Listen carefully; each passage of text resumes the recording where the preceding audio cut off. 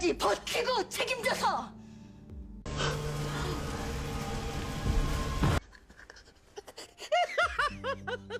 늦었네. 조혜원 씨요. Halo guys, balik lagi ke channelnya Mimin. Gimana kabar teman-teman semua? Semoga baik-baik aja ya. Oke, di video kali ini mari kita lanjutkan review dari drama Unmasked. Yang makin seru tentunya, bagaimana lanjutannya? Ini dia, by Mimin. Berkat video iklan yang sudah dibuat oleh Trigger yang akhirnya viral di media sosial, akhirnya orang-orang juga mau membantu ayahnya Cha Sung-wook untuk melakukan pencarian di manakah sebenarnya keberadaan dari anaknya. Sementara itu Kang Gi-ho sudah bersiap untuk melakukan pengeditan dan juga perilisan tentang kasusnya Cha Sung-wook, terutama dengan jaksa yang mengurusin tentang kasus tersebut yang mau dia tampilkan videonya. Tapi kemudian dipanggil sama Pak Son dan dia diminta untuk menghapus video tersebut karena itu permintaan dari si kampret Ko Hyung Tae. Nah awalnya dia itu nggak mau, cuma dia dijanjikan akan dinaikkan menjadi karyawan tetap. Jadinya ya mau nggak mau Gi-ho harus melakukan hal itu. 의원님.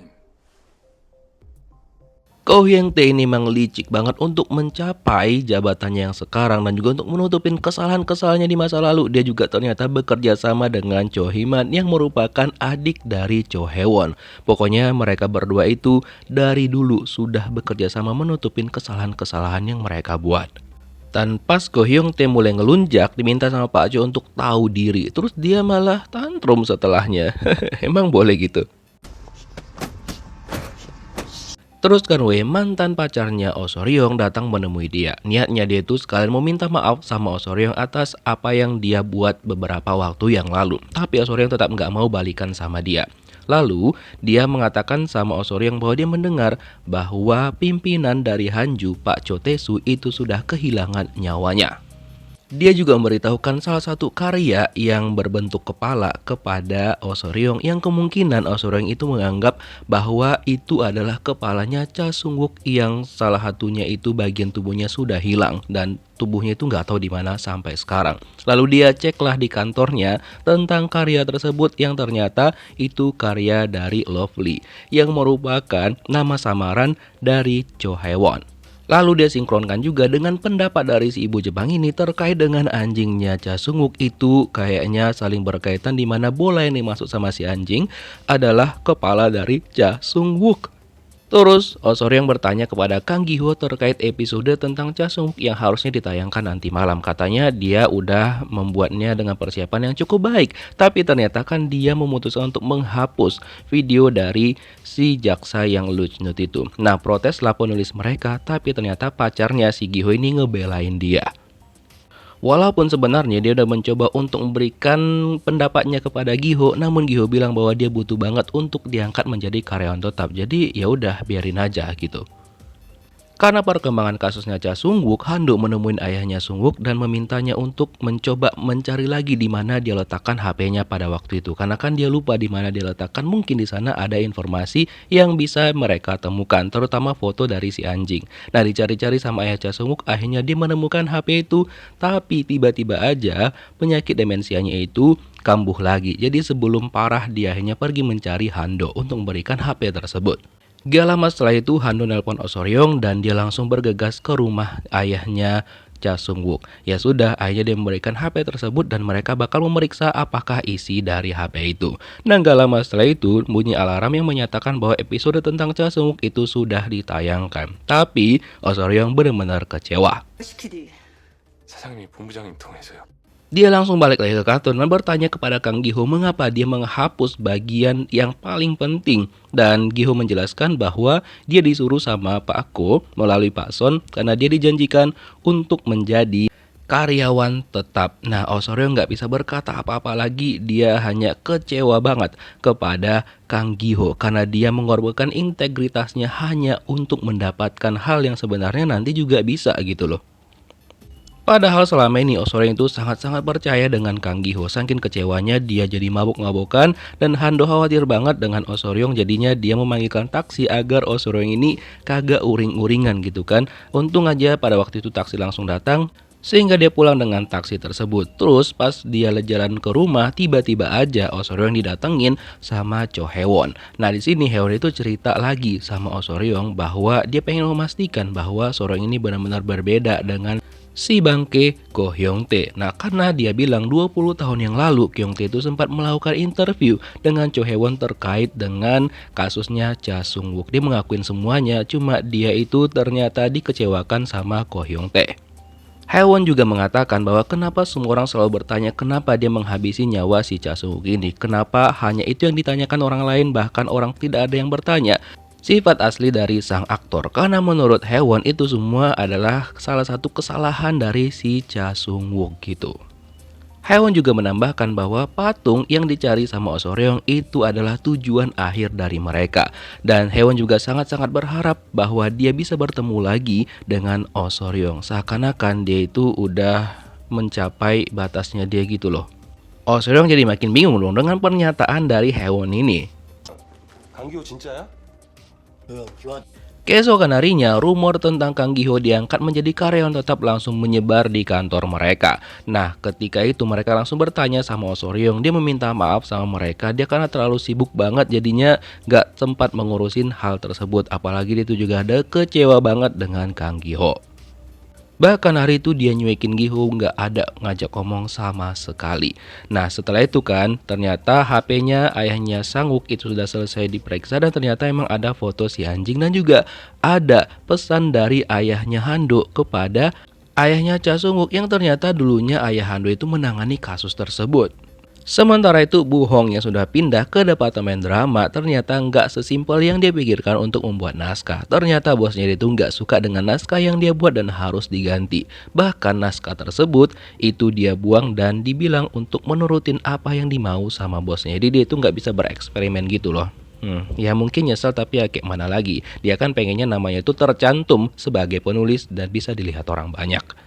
Terus kan Wei Hando mendatangi abangnya yang bekerja sebagai salah satu dokter di sebuah rumah sakit. Nah, dia bertanya tentang ayah mereka yang dulunya itu kan tiba-tiba aja mengalami kecelakaan dan banyak banget hal-hal yang janggal tentang hal tersebut. Nah, terus abangnya menceritakanlah kepada Hando bahwa di hari meninggalnya ayah mereka di pemakaman itu ada satu tim dari kepolisian yang datang dan mereka itu cukup mencurigakan. Dan mereka mencari-cari sebuah hal ataupun file yang ditemukan di mobil ayah mereka. Tapi abang Hando bilang gak ada ditemukan sama sekali. Hando gak ingat tentang hal itu karena pada waktu itu dia pingsan dan dia dibawa ke UGD. Lalu abangnya menceritakan bahwa memang sebenarnya ada yang ditemukan di mobil ayahnya berupa file gitu. Lalu Hando balik ke rumahnya dan akhirnya dia menemukan file yang dimaksud sama abangnya yang ternyata itu isinya kasusnya Cha Sung Wook dan bisa dijadikan sebagai bukti.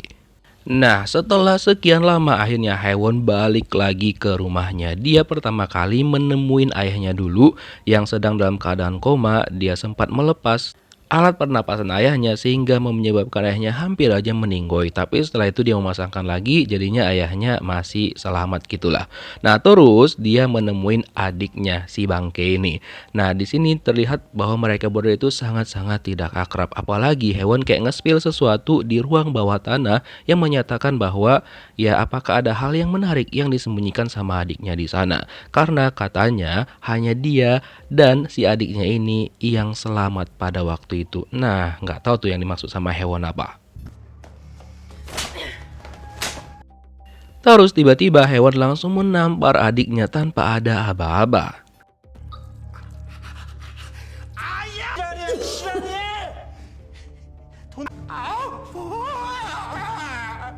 Di sini kita belum menjelaskan maksud dari Hae-won itu apa. Apakah dia sebenci itu dengan adiknya atau dia pengen nge-spill sesuatu. Dan dia bilang juga bahwa Trigger sedang menyelidikin Hanju dan dia bakal kehilangan semuanya. Tapi adiknya bilang bahwa dia tidak akan berjuang sendirian dan tidak akan jatuh sendirian. Seakan-akan menyebutkan bahwa Hae-won itu tahu sesuatu.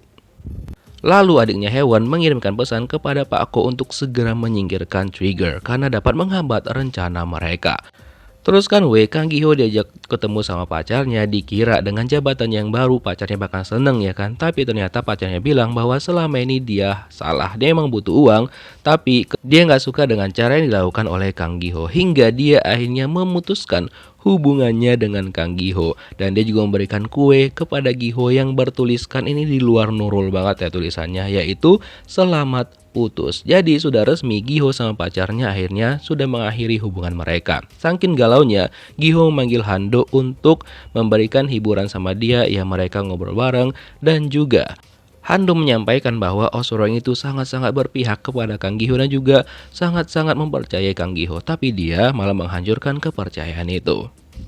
Ya nasi udah jadi bubur, ya kayak mana lagi, udah jalin aja apa yang ada sekarang. 한동혁 형사님. Keesokan harinya, Hando mengajak Oh So-ryong dan juga ayahnya Cha Sung-wook ke makam ayahnya. Dan pada kesempatan itu, Hando juga memberikan file yang sempat ditemukan di mobil ayahnya kepada Oh So-ryong yang katanya itu mungkin mereka bisa jadikan sebagai bukti. Dan itu juga harusnya sah karena ada tanda tangan dan juga cap dari kantor kepolisian. Dan dari sanalah akhirnya ayah Cha Sung-wook tahu kalau misalkan kondisi anaknya sekarang itu udah benar-benar gak bisa diselamatkan. Cuma dia masih pengen tahu di mana disembunyikan tubuh dari anaknya. Tunggu dulu, kalian ingat kan yang dimaksud sama Haewon, adakah sesuatu yang menarik di bawah tanah? Apakah mungkin di sana disembunyikan tubuh dari Cha Sung-wook? Who knows? Setelah itu Oh So-ryong dan juga Hando diberitahukan sama ahli yang memeriksa patung dengan wajahnya Cha Sung-wook, ternyata kemiripannya sampai 98%. Jadi kemungkinan patung itu memang kepalanya Cha Sung-wook. Terus So-ryong langsung memberikan pesan kepada Cho Hae-won untuk bertemu pada malam itu. Ya udah dibilang sama Hae-won, yuk kita ketemu di sini di galeri. Tapi ternyata sampainya So-ryong ke sana dan juga Hando, galeri itu udah terbakar dan juga Hae-won ikut terbakar dengan kondisi dia itu sebelumnya sudah bundir. Oh So-ryong dan juga Hando nggak bisa berbuat apa-apa karena itu kondisinya udah terbakar parah banget. Dan seperti yang dikatakan sama Hae-won bahwa si bangke Ko Hyung-tae ini bekerja sama dengan orang tuanya Hae-won untuk memberikannya jabatan dan juga mereka memiliki perjanjian rahasia, sehingga hal yang diingat oleh Oh So-ryong yang dikatakan kepada Hae-won kepada dirinya bahwa selama ini kan dia mengamati pergerakan dari Oh So-ryong dan dia menganggap bahwa So-ryong itu sangat-sangat berbeda dengan Ko Hyung-tae. Makanya dia memutuskan untuk percaya kepada Hae-won. Dan dia juga sempat bilang kalau mereka itu mengincar dirinya dan kalau misalkan terjadi sesuatu yang buruk kepada dia berarti ya mereka itu benar-benar pengen menghilangkan dia dari dunia ini. Setelah kejadian itu, adiknya Hae-won tidak menunjukkan rasa sedih sama sekali. Bahkan dia kayak biasa aja melihat jasadnya Hae-won. Nah kemudian pas di luar itu banyak banget kan wartawan dan juga polisi dan juga antek-anteknya dia. Lalu Hando dan juga Oh So-ryong datang ke sana dan mereka pengen bertanya apa yang terjadi sebenarnya. Tapi itu malah dimanfaatkan sama adiknya Cho Hae-won untuk menjebak Oh So-ryong. Jadi kata dia, Hae-won melakukan hal tersebut gara-gara terus-terusan digangguin sama Oh So-ryong. Dan hal ini sebenarnya sudah dia rencanakan dengan si bangke Ko Hyung-tae. Jadinya mereka itu menjebak semua kejadian itu adalah gara-gara seorang Oh So-ryong. Kemudian dia juga pergi ke tempat ayahnya yang lagi koma dan dia langsung menghubungin si Ko Hyung-tae dan mereka berdua bakal membuat pengumuman bahwa Pak Cho itu sudah kehilangan nyawanya dan itu berkaitan dengan Oh So-ryong. Lagi dan lagi Oh So-ryong itu dijebak sama mereka yang menyebabkan ayahnya si bangke ini itu kehilangan nyawanya. Dan si Ko Hyung-tae ini juga bekerja sama dengan jaksa Kim Prit itu untuk menjebak Oh So-ryong dan mereka bakal segera menyingkirkan Trigger dan juga orang-orang yang bekerja di sana. Wah, benar-benar ya licik-licik dan juga dakjal banget manusia-manusia lucu ini. 너 형사야? Makanya keesokan harinya Ko Hyung-tae langsung memulai drama untuk menjebak Oh So-ryong. Jadi dia itu dipanggil ke ruangan dan dibilang bahwa dia itu sudah melakukan kesalahan dan itu terancam bahwa Oh So-ryong itu bakal diduga sebagai seorang killer. Dan dia juga bakal dimutasikan dari jabatannya yang sekarang. Terus Oh So-ryong membela dirinya dan bilang bahwa Cho Hae-won sudah menceritakan semuanya kepadanya. Tapi Ko Hyung-tae bilang, iya kalau misalkan gak ada bukti fisik itu gak akan bisa diterima terutama oleh polisi dan juga kejaksaan. Terus Ko Hyung Tae juga mengatakan bahwa ayah dari Cho Hae-won itu sudah kehilangan nyawanya dan dikaitkan dengan Oh Seo-ryong, ayah si Cho Hae-won meninggoy gara-gara mendengar anaknya itu bundir dan juga terbakar. Wah, keren banget ya drama yang mereka buat. Dan berita tentang meninggoynya Pak Choi sudah diumumkan di televisi. Dan itu memang dikaitkan sama Oh Seo-ryong. Terus setelah itu Oh Seo-ryong sebelum siaran dipanggil sama Pak Son. Dan Pak Son meminta untuk menunda penayangan atau bahkan menghentikan penayangan berita pada hari itu. Dan itu disuruh sama Pak Ko Hyung Tae. 트리거 관련해서 드릴 말씀이 있어서요. Karena nggak terima kalau misalkan Oh Seo-ryong dijebak, akhirnya Hando memikirkan sesuatu yang mungkin bisa ngebantu Oh Seo-ryong. Jadinya dia tuh mengaku bahwa Oh Seo-ryong sudah menangkap Dr. Trigger. Yang katanya kan dijanjikan sama Ko Hyung Tae, kalau misalkan Seo-ryong itu menangkap Dr. Trigger, maka bakal dikabulkan apapun keinginannya.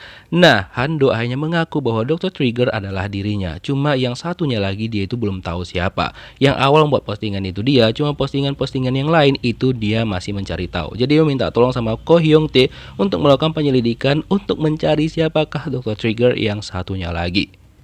Namun, Hando tahu bahwa Ko Hyung Tae tidak sebaik itu, bahkan dia nggak peduli sama sekali dengan permohonan tersebut. Sementara itu, Oh Seo-ryong dipanggil untuk diinterogasi di kantor polisi dan dia langsung diinterogasi sama detektif pada saat itu, kemudian jaksa dan juga ada detektif dari kantor pusat yang ternyata ya Seo-ryong mendapatkan masalah lagi karena ingatkan tentang janggut biru yang memberikan informasi kepada dirinya terkait dengan Cho Hae-won yang ternyata itu adalah suaminya Cho Hae-won dan sekarang dia sudah kehilangan nyawanya.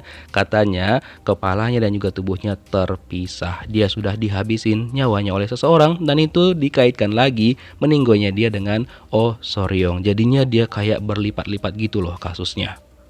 Oh Seo-ryong itu kayak pusing banget walaupun dicoba dihibur sama Hando, tapi untuk saat ini dia itu kayak pusing banget, apalagi dia bilang kalau misalkan si janggut biru itu sudah kehilangan nyawanya.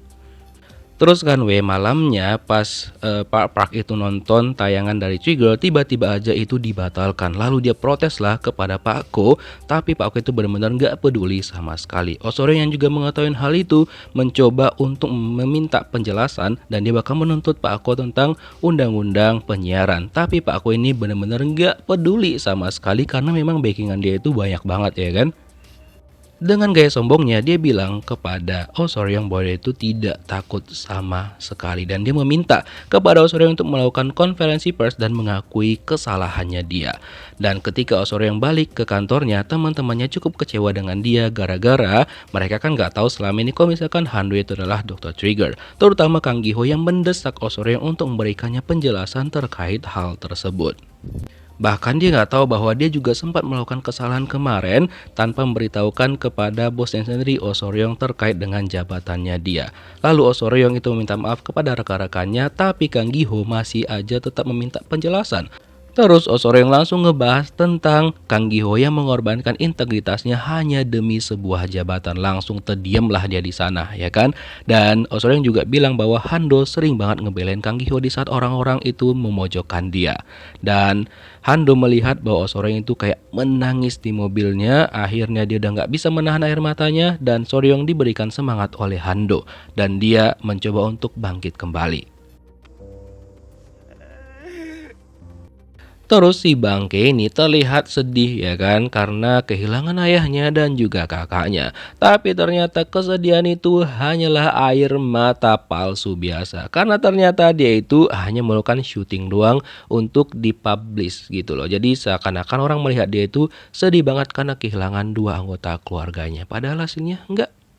Terus kan akhirnya naskahnya Bu Hong diterima dan juga dipuji sama bos barunya walaupun dia itu nggak sempat tidur untuk mengerjakan semua itu. Dan disampaikan juga sama dia terkait tentang Oh Seo-ryong yang bakal melakukan konferensi pers yang bahkan dia itu nggak sempat ngecek berita. Nah untuk Oh Seo-ryong akhirnya dia sudah bersiap untuk melakukan konferensi pers dan Pak Park memberikan semangat kepada Oh Seo-ryong karena dia bakal ada selalu bersama Oh Seo-ryong. Kebetulan Hando juga ada di sana untuk melihat konferensi pers yang bakal diadakan oleh Oh Seo-ryong. Dia sudah bersiap karena sudah banyak banget wartawan di sana. Pertama-tama, dia meminta maaf atas kesalahan yang sudah dia buat dan juga dia mengakuin dia sudah melewati batas. Dan akhirnya dia menunduk sebagai permintaan maaf, dan dia juga menyampaikan bahwa ya mungkin dia tidak akan berpartisipasi lagi di tim Trigger. Dan itu mungkin hal yang pengen didengar sama si Ko Hyung Tae, yang Oh So Ryong ternyata tidak mau menuruti permintaan itu. Bahkan dia memutar rekaman percakapan dia dengan Cho Hae Won di malam itu. Seluruh wartawan heboh banget dengan rekaman percakapan itu, dan Oh So Ryong bilang bahwa tim Trigger tidak akan pernah dibubarkan dan mereka bakal selalu mengungkap kebenaran. Park Dae-young, Han-do, dan juga rekan-rekan di Trigger itu benar-benar seneng banget karena Oh So Ryong tidak pernah menyerah sama sekali. Walaupun kata si bangke Ko Hyung Tae bahwa Oh So Ryong bakal dimutasikan dan juga didemosikan. Dia nggak peduli, Oh So Ryong tetap menuntut si bangke itu untuk undang-undang penyiaran. Hahaha, mampus kau, semoga kena kau nanti ya kampret. Dan konferensi pers itu bener-bener langsung viral di media sosial. Terus Kang Gi-ho meminta maaf sama Han-do, dan dia meminta sama Han-do untuk tetap berada di tim mereka karena kan sekarang gak ada Oh So Ryong. Jadi nggak mungkin dong mereka tiba-tiba kehilangan 2 orang anggota tim. Ya untung aja Han-do tetap berada di tim tersebut dan mereka langsung bersiap untuk melakukan pekerjaan lagi. Nah ketika sampai di kantor, Han-do itu ya melihat bahwa kursi Oh So Ryong udah benar-benar kosong, dan mereka juga bertanya-tanya kira-kira siapakah yang bakal menggantikan sosok Oh So Ryong di kantor mereka. Terus tiba-tiba aja ada kiriman bunga dari Cho Hae Won yang ditujukan kepada Oh So Ryong, dan sebenarnya kata pengirimnya orang itu udah memesan bunga itu cukup lama, cuma baru diantarkan. Kira-kira apakah yang terjadi selanjutnya? Kita lihat di next episode. Thank you for watching guys, see you next video. Bye bye.